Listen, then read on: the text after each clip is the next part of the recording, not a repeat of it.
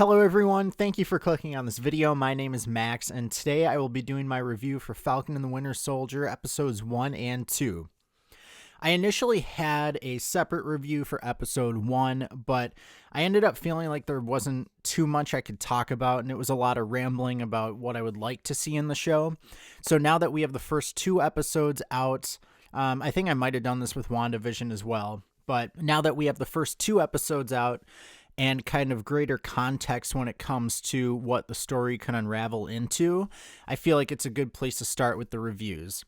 So just kind of going off of what we're seeing in this show so far, I really like how it's kind of back to what we knew with the MCU before a lot of the kind of other world aspects were pulled into it.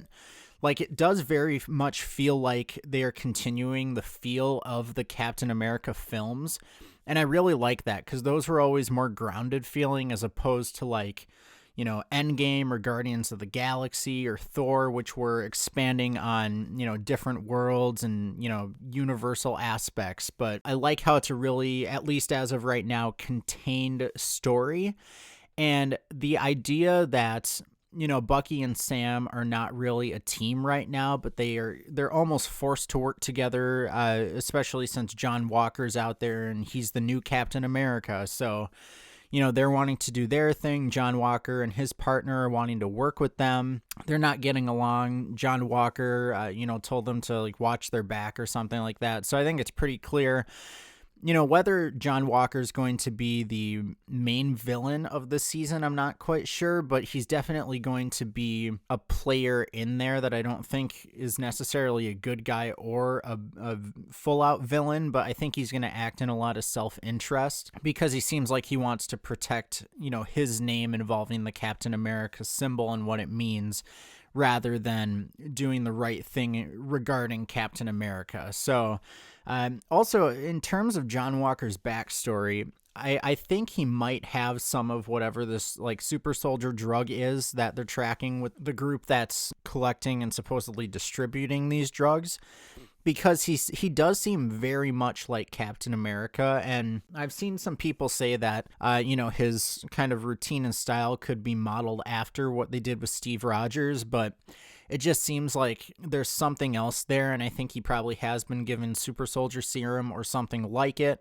Whether it was through the government or through his own means, I'm not quite sure, but I think it'll definitely reveal itself in the story of the 4 episodes that are to come, and then we'll see really what his character is about. Is he someone that was, you know, he's kind of salty about the circumstance and how he's not accepted by Captain America's, you know, friends being Sam and Bucky, or is he someone who's acting in his own self-interest in terms of, you know, being with the Flag Smashers or whoever? So I think it'll be really interesting to see. And that kind of segues into, you know, the interest of characters and what Bucky and Sam are going to be going through, and also how they're going to work together. So I think they won't really feel like a team until the final episode.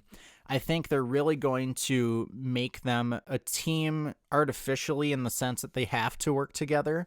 But I think they're going to respect and appreciate each other by the last episode. And then that will either segue into maybe an appearance from them in a movie, or maybe season 2 of Falcon and the Winter Soldier. I could see that happening. But I just think it'll be interesting to see what their stories do, because right now we're seeing a lot of, you know, racial prejudice involving Sam's stories, like how after they visited the black super soldier who wasn't given any recognition for being a super soldier, unlike Captain America, how, you know, the cops came up on Sam and Bucky and asked Bucky if Sam was causing him any problems, and then once they realized he was Falcon, they were like, oh, I'm sorry, you know. So it's kind of like because of his title he's respected, but not because of who he is. And then there's, I think, a lot of interesting and important dynamics coming from the real world into the show, but it doesn't feel forced, and I'm glad about that. You know, with CW shows, I feel like the writing is so blatant but the way it's done in this show, I feel like Disney really has a grasp on how to incorporate social issues in a way that doesn't distract from the actual story, and it's building into the story, as we saw with the super soldier who got no recognition. So I think that's really cool, kind of how they're tying them together. I'm also really interested to see who ends up getting the shield in the end, because I think Sam probably will be the next Captain America or some iteration of like Captain America and Falcon combined. But I do think it's possible that Bucky could take up the mantle at some point during the show, because right now it seems like Sam is not interested in the shield. He doesn't think it's his, and I think it's something he'll overcome, but I think John Walker probably by the end of episode 3 is going to be looked at as a villain in some light.